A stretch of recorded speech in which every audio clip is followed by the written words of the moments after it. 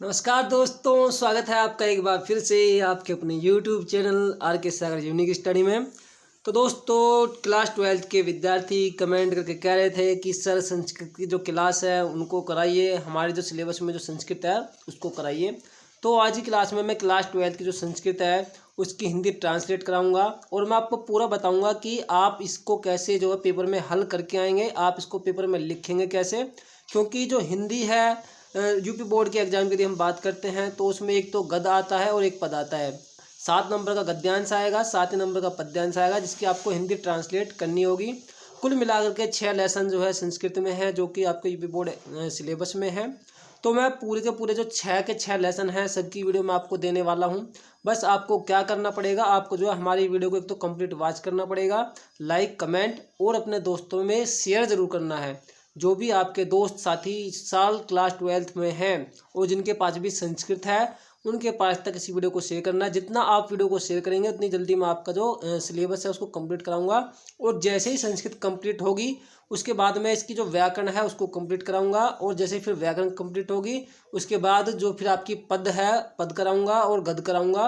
कहने का मतलब ये आपकी कंप्लीट हिंदी की तैयारी मेरे चैनल पर कराई जाएगी क्लास 12th की। ओके, तो बिल्कुल भी ना डरें। यदि आपने अभी तक हिंदी में कुछ भी तैयारी नहीं की है और संस्कृत को देखकर आपको डर लग रहा है तो हमारे चैनल के माध्यम से आप तैयारी कीजिए और हमारी वीडियो के अंत तक बने रहिए, क्योंकि मैं एक एक चीज़ आपको समझाने वाला हूँ। पहले मैं आपको हिंदी इसके ट्रांसलेट करके बताऊँगा ऐसे ही, और फिर उसके बाद मैं आपको ये भी बताऊंगा कि आप इसे पेपर में कैसे लिखेंगे। ओके, जो 7 नंबर आपको पूरे कैसे मिलेंगे, आप कैसे पूरे के पूरे जो 7 अंक हैं जो एक गद्य अंश आएगा आपका उसमें से कैसे अचीव करेंगे, कैसे प्राप्त करेंगे। तो चलिए देरी ना करते हुए शुरू करते हैं आज की क्लास। और अगर आप हमारे चैनल पर नए आए हैं तो चैनल को सब्सक्राइब जरूर कर लीजिए ताकि आपको समय से इसका जो नोटिफिकेशन है वो मिलता रहे।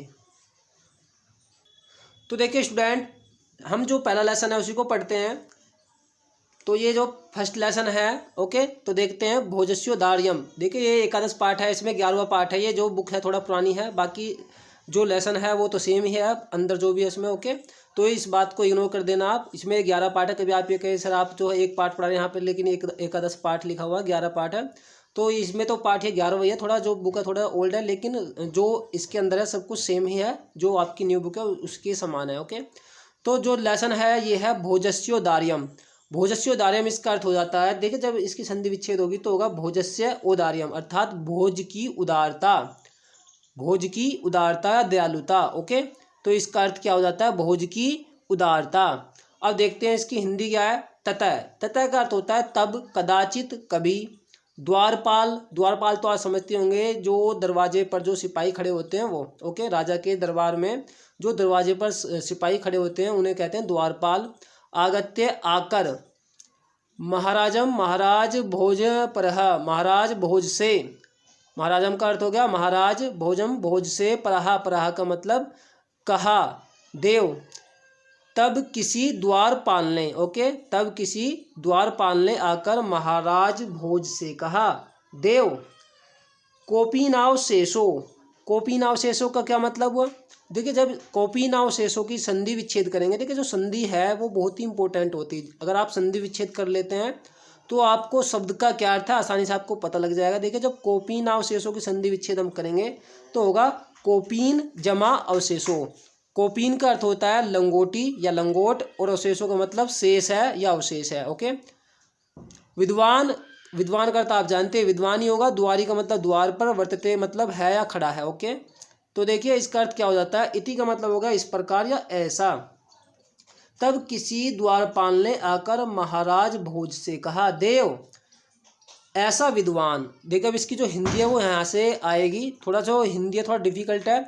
डिफिकल्ट क्यों है, क्योंकि कुछ शब्द इसके ऐसे हैं कि इसकी हिंदी जो है वो सीक्वेंस में एक क्रम से नहीं निकलेगी। अगर एक क्रम से निकल जाती है, एक सीक्वेंस से निकल जाती है तो वो हिंदी इजी मानी जाती है उसकी, वो संस्कृत थोड़ा इजी मानी जाती है। लेकिन अगर जो है एक लाइन से मतलब सीक्वेंस में एक क्रम से उसकी हिंदी ट्रांसलेट नहीं होती है तो थोड़ा डिफिकल्ट मानी जाती है। अब देखिए पहले तो इसकी जो हिंदी है वो यहाँ से यहाँ तक आ गई कि तब जो है किसी द्वारपाल ने आकर महाराज भोज से कहा, देव। अब इसकी जो हिंदी है वो यहाँ से निकलेगी कि ऐसा विद्वान, ऐसा जो है आपको यहाँ पर लगाना पड़ेगा तब इसकी हिंदी जो है सही आएगी। ओके, तो ऐसा विद्वान, द्वारी का अर्थ हो गया दरवाजे पर, वर्तते का मतलब है या खड़ा है, आप लगा सकते हैं, ठीक है। ऐसा विद्वान दरवाजे पर है या खड़ा है जिसके, जिसके भी आपको अपने पास से लगाना पड़ेगा, जिसके तन पर कोपीन अवशेष हो। कोपीन का अर्थ मैंने आपको बताया था, कोपीन का अर्थ होता है लंगोट या लंगोटी, और अवशेष का मतलब शेष है या मात्र है, ओके। अर्थात ऐसा विद्वान दरवाजे पर खड़ा है या दरवाजे पर है जिसके तन पर, ये आपको अपने पास से लगाना पड़ेगा, क्योंकि जो लंगोट है वो कहाँ पर होगा, शरीर पर या तन पर ही तो होगी, तो इसलिए जो आपको जिसके तन पर, ये आपको अपने पास से लगाना पड़ेगा, तभी ये जो सेंटेंस है वो जुड़ पाएगा, ओके। जिसके तन पर लंगोटी ही शेष है। तो क्या कहा द्वारपाल ने, एक बार फिर से देखिए। तब किसी द्वारपाल ने आकर महाराज भोज से कहा, देव ऐसा विद्वान दरवाजे पर खड़ा है जिसके तन पर लंगोट ही शेष है, ओके। ऐसा, इति का मतलब ऐसा या इस प्रकार। आगे देखिए, राजा प्रवेश्य, राजा ने, प्रवेश का अर्थ हो गया प्रवेश कराओ, इति इस प्रकार, प्राह कहा, तो राजा ने प्रवेश कराओ इस प्रकार कहा, ततः तब, प्रविष्ट प्रवेश करके, स कवि उस कवि ने, भोजमालोक्य, देखिए भोजमालोक्य जब इसकी हम संधि विच्छेद करते हैं तो होगा भोजम जमा आलोक्य, भोजम का अर्थ हो जाएगा भोज को, और आलोक्य का अर्थ होगा देखकर। तब प्रवेश करके उस कवि ने भोज को देखकर, अदय में, अदय का अर्थ होता है आज, में का मतलब मेरा या मेरी, दारिद्र्य या नाशो, दारिद्र्य का मतलब होता है गरीबी या दरिद्रता, नाशो का मतलब नाश या नष्ट, भविष्यतीति, जब इसकी संधि विच्छेद करेंगे तो होगा भविष्यत जमा इति, अर्थात भविष्यत का मतलब हो जाएगी, इति का मतलब ऐसा, मत्व का मतलब मानकर, तुष्टो का अर्थ संतुष्ट होकर, हर्षा श्रोणी, हर्ष का अर्थ हो गया प्रसन्नता के, श्रोणी का मतलब अश्रु या आंसू, और मुमोच का अर्थ होता है बहाए। तो एक बार फिर से देखिए, तब प्रवेश करके उस कवि ने भोज को देखकर आज मेरी जो दरिद्रता है या गरीबी, उसका नाश या वो नष्ट हो जाएगी, भविष्यति का मतलब हो जाएगी, और इसी में क्या जुड़ा हुआ है, इति, क्योंकि मैंने बताया जब आप भविष्यत इति का संधि करोगे, संधि विच्छेद, तो होगा भविष्यत जमा इति, भविष्यत का अर्थ हो गया हो जाएगी, इति का मतलब ऐसा मानकर, संतुष्ट होकर, प्रसन्नता के आंसू बहाए। क्लियर हो गया होगा, एक बार फिर से देख लीजिए। तब प्रवेश करके उस कवि ने भोज को देखकर आज मेरी दरिद्रता या गरीबी का जो है नाश या नष्ट हो जाएगी, ऐसा, इति इसमें जुड़ा हुआ है, ऐसा मानकर, और संतुष्ट होकर, तुष्टो का अर्थ होता है संतुष्ट होकर, हर्ष का अर्थ हो गया प्रसन्नता के, श्रोणी अश्रु या आंसू, मुमोच बहाए। चलते हैं आगे, देखिए।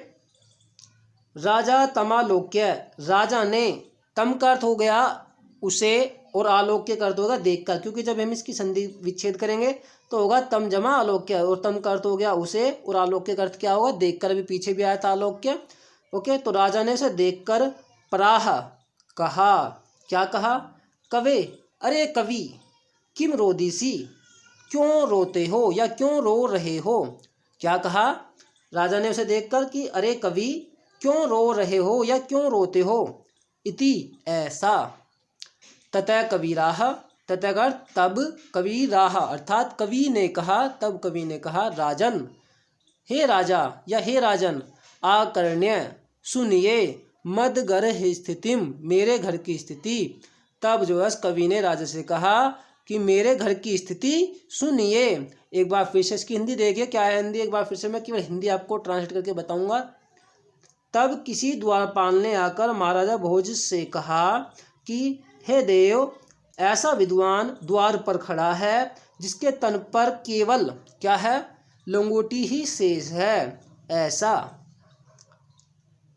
राजा ने प्रवेश कराओ ऐसा या इस प्रकार कहा।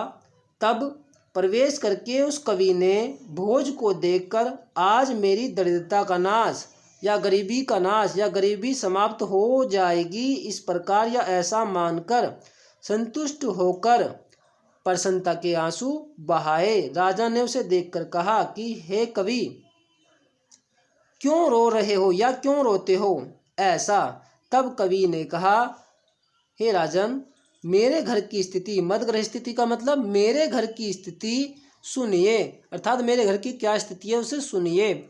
ओके, तो देखिए ये था फर्स्ट पैराग्राफ इसका, जिसकी मैंने आपको हिंदी ट्रांसलेट किया है। अब मान लीजिए आपके एग्जाम में इतना आ जाता है, अब आप उसको लिखेंगे कैसे। आपसे एग्जाम में पूछ लिया, पूरे का पूरा पैराग्राफ यहाँ तक आ गया 3 लाइनों का, और आपसे कहा कि इसकी हिंदी जो है अपने शब्दों में लिखिए, इसको जो है ट्रांसलेट कीजिए। तो आप कैसे करेंगे ये मैं आपको बताने वाला हूँ। ओके, देखिए पूरा का पूरा 7 नंबर का आएगा। उसमें पूछा जाएगा संदर्भ और प्रसंग, जिसमें 2 नंबर का तो संदर्भ होगा, सॉरी प्रसंग नहीं पूछा जाएगा, संदर्भ और उसका जो हिंदी अनुवाद है, या आप उसे भावार्थ भी कह सकते हैं, फिर आप उसे अर्थ भी कह सकते हैं। ओके, तो 7 नंबर का होगा, जिसमें 2 नंबर का आपको जो है संदर्भ लिखना होगा और 5 नंबर का इसका अर्थ हो जाएगा। तो आप लिखेंगे कैसे, देखो मैं आपको बिल्कुल बताऊंगा। हमारी वीडियो को अंत तक देखते रहिए, अंत तक बने रहिए। तो देखिए मैं एक नोटबुक लेता हूँ, अभी आपको बताता हूँ लिख करके। तो देखिए स्टूडेंट, जब आप इसका जो भावार्थ लिखेंगे संदर्भ सहित, तो आप कैसे लिखेंगे, अर्थात इसका जो हिंदी अनुवाद है वो कैसे लिखेंगे। तो आपको देखो करना कैसे है, अगर एग्जाम में इस प्रकार का क्वेश्चन जब आएगा, तो आप जो पहले 2 शब्द हैं, देखिए 2 शब्द पहले कौन कौन से हैं, जैसे तथा कदाचित, पहले शब्द 2 ये लिख लीजिए। तो मैं यहाँ पर लिख रहा हूँ तथा। थोड़ा लिखने में समस्या आ रही है, क्योंकि ये जो स्टैंड है उसको खड़ा करने में थोड़ी प्रॉब्लम होती है, इसलिए ओके, तो इसको इग्नोर करना है। तथा कदाचित, कदाचित, बस मुझे तो आपको समझाना है।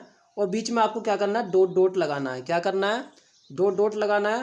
और जितनी भी आपकी कॉपी वहाँ डॉट डॉट लगाएं, और लास्ट में जो उसके जो लास्ट का अर्थ है, या तो एक या दो शब्द आप क्या कर दें, लिख दें अंत में। यानी कि 2 शब्द तो आपको शुरू में लिखना है, 2 ही शब्द क्या करना है अंत में, 2 लिख लें या फिर 1 लिख लें। अगर बड़ा शब्द है तो आप 1 भी लिख सकते हैं, जैसे इसमें है मद ग्रह स्थितिम, तो आप इसी को लिखिए मद। हलंत का विशेष ध्यान रखना है। 1 मिनट रुकिए, थोड़ा सिस्टम बना लेता हूँ पहले। मद ग्रह स्थितिम,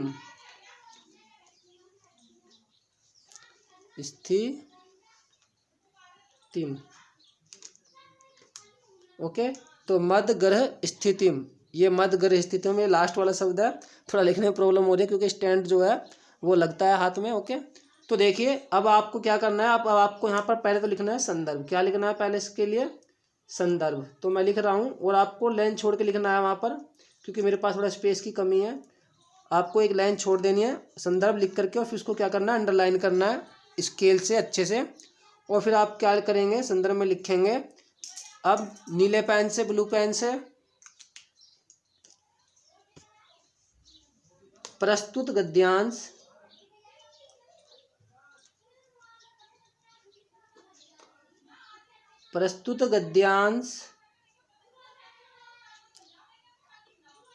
हमारी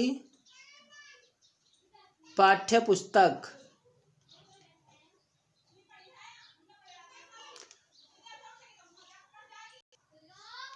तो देखिए स्टूडेंट, प्रस्तुत गद्यांश हमारी पाठ्य पुस्तक, यदि गद्य होगा तो आप गद्यांश लिखेंगे, और यदि पद होगा अर्थात श्लोक होगा तो आप उसको पद्यांश लिखेंगे, या फिर आप उसको श्लोक भी लिख सकते हैं कि प्रस्तुत श्लोक या प्रस्तुत पद्यांश हमारी पाठ्य पुस्तक। इस बात का विशेष ध्यान रखें। बच्चे अक्सर यहाँ पर गलती करते हैं कि गद्यांश की जगह जो मतलब पद्यांश को जो गद्यांश लिख देते हैं, कभी कभी ऐसा हो जाता है, तो इस बात का विशेष ध्यान रखें। गद्यांश है या पद्यांश है, ये इस बात को आप देख लीजिए। यदि पद्यांश है तो आप पद्यांश लिखें, फिर आप श्लोक लिखिए, और गद्यांश है तो आपको गद्यांश ही लिखना है। तो प्रस्तुत गद्यांश हमारी पाठ्य पुस्तक। तो पाठ्य पुस्तक का नाम क्या है, तो पाठ्य पुस्तक का नाम है संस्कृत दिग्दर्शिका। चाहे तो आप इसको जो है ब्लैक पेन से लिख सकते हैं, तो थोड़ा इफेक्टिव रहेगा और भी। तो आप ब्लैक से लिख लेना, मैं ब्लू से लिख रहा हूँ, संस्कृत दिग्दर्शिका। तो किताब का जो नाम है वो सही आपको आना चाहिए, आधा गैस में लगेगा, संस्कृत दिग्दर्शिका। और उसको इन्वर्टेड कोमा में बंद कर देना, उसको अंडरलाइन भी कर देना है स्केल से। ओके, बिल्कुल सीधे कर देना। संस्कृत दिग्दर्शिका के पाठ का नाम है भोजस्योदार्यम, तो लिख देना भोजस्योदार्यम, और ये नाम सही लिखना है बिल्कुल, भोजस्योदार्यम। रै लगाओगे ऊपर और नीचे हलंत लगाएंगे। ओके, तो ये हो गया भोजस्योदार्यम। इसको भी इन्वर्टेड कोमा में बंद कर देना है। ओके, और अंडरलाइन करना है। तो प्रस्तुत गद्यांश हमारी पाठ्यपुस्तक संस्कृत दिग्दर्शिका के भोजस्योदार्यम नामक पाठ से लिया गया है। चाहे तो आप लिख सकते हैं कि पाठ से उद्धृत है या पाठ से उद्धृत है, जो भी आपको आसान लगे, पाठ से लिया गया है।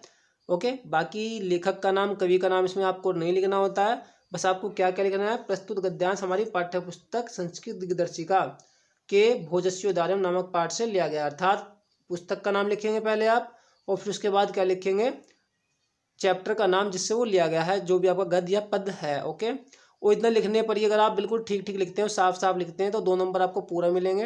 अब इसके बाद में आप हेडिंग डालेंगे हिंदी अनुवाद। तो यहाँ से मैं लिख रहा हूँ हिंदी अनुवाद, ये आपको ब्लैक पेन से डालना है, मैं इसको नीले से लिख रहा हूँ। ओके, हिंदी अनुवाद, इसको भी अंडरलाइन कर लेना और लिख देखिए, जो भी है लिखते चलिए। तब किसी द्वारपाल ने आकर, तब किसी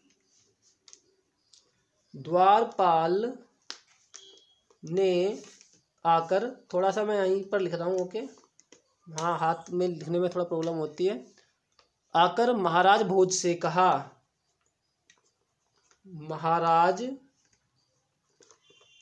भोज से कहा, हे देव, हे देव। आप यहाँ पर इसकी हिंदी अब यहाँ से निकालना कि ऐसा विद्वान, ऐसा विद्वान द्वार पर या दरवाजे पर खड़ा है, द्वार पर खड़ा है। ओके, जिसके तन पर केवल क्या है, लंगोटी ही शेष है। खड़ा है जिसके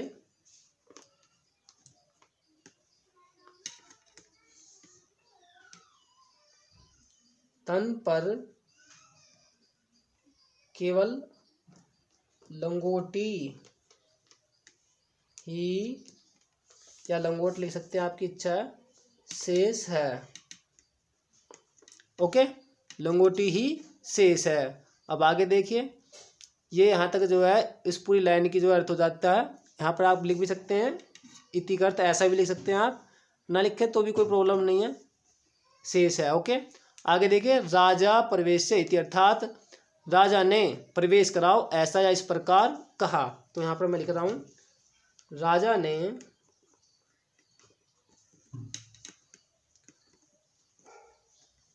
प्रवेश कराओ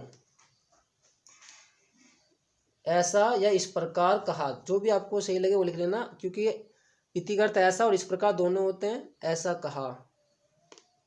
ओके, अब आगे देखिए, तब प्रवेश करके उस कवि ने, तब प्रवेश करके उस कवि ने भोज को देखकर,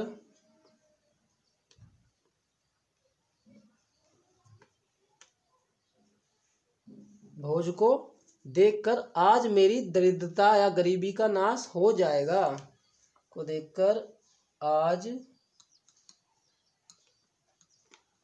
मेरी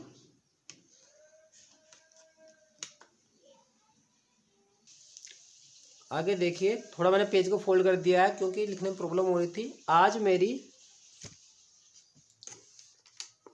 दरिद्रता या गरीबी लिख रहा हूँ, आज मेरी दरिद्रता, ब्रैकेट में आप लिख सकते हैं गरीबी का नाश हो जाएगा या नष्ट हो जाएगी, जो भी आपको लिखना है, दोनों में से लिख सकते हैं। दरिद्रता या गरीबी नष्ट, भविष्यति का मतलब हो जाएगा हो जाएगी, हो जाएगी ऐसा मानकर। इति है इसमें, मैंने आपको पहले बताया था, ऐसा मानकर। ओके, ऐसा मानकर संतुष्ट संतुष्ट होकर प्रसन्नता के आंसू बहाए। ऐसा मानकर संतुष्ट होकर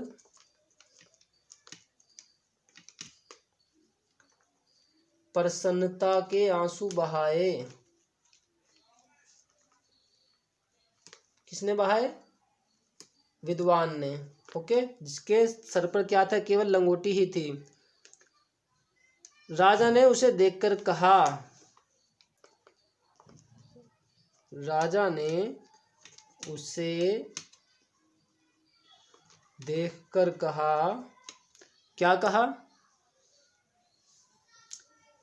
हे कवि या रे कवि, हे कवि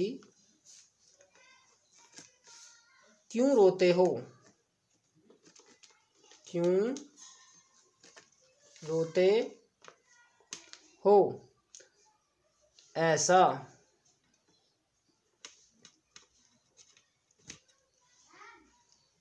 ओके, आगे देखिए। तब कवि ने कहा, तब कवि ने कहा, हे राजन,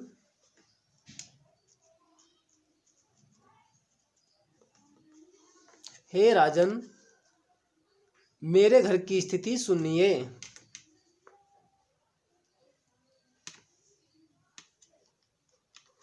मेरे घर की